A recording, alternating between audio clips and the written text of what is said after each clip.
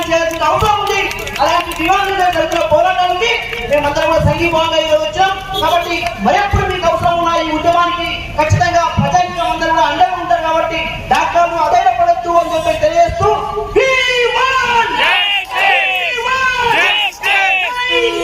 నేను సాఫ్ట్ గా ఉన్నాను, నేను సేవ చేస్తున్నాను, నేను బలహీనంగా ఉంటానంటే కాదు.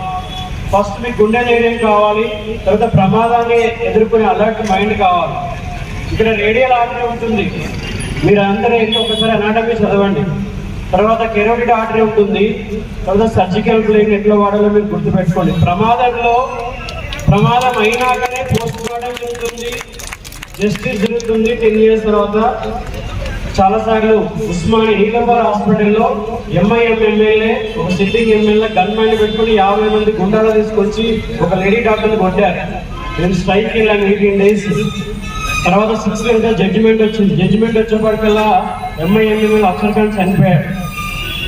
ఏదైతే మీకు లాస్ జరుగుతుందో మీ వర్కింగ్ కండిషన్లో మీ లైఫ్ కానీ మీ మానానికి కానీ మీ శరీరానికి కానీ ఇది ఎప్పుడు కూడా తిరిగి రాదు. అలర్ట్గా ఉండడానికి సర్జికల్ బ్లేడ్ ఎప్పుడు కూడా మీ పాకెట్లో ఉండాలి, గుర్తుపెట్టుకోండి.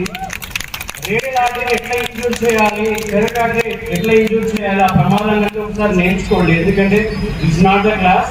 సో ఈ రోజు ఇంతమంది స్టూడెంట్స్ ముందుకు వచ్చాక దీన్ని మళ్ళీ స్టూడెంట్స్ ముందుకు తీసుకెళ్ళాలని కోరుకుంటున్నాను.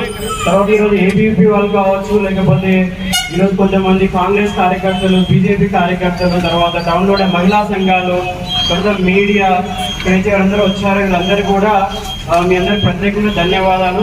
సో ఈ ఉద్యమాన్ని ఇంకా ముందుకు తీసుకెళ్ళాలి. అక్కడ జరిగింది కేవలం ఒక డాక్టర్ కాదు, మీరు సరిగా చెప్పారు, ఒక మహిళకి జరిగింది. కాబట్టి దీన్ని మనము ఖచ్చితంగా న్యాయం జరిగినంత పోరాడాలి. మీ అందరికీ కూడా మళ్ళీ ఒకసారి ధన్యవాదాలు చెప్తూ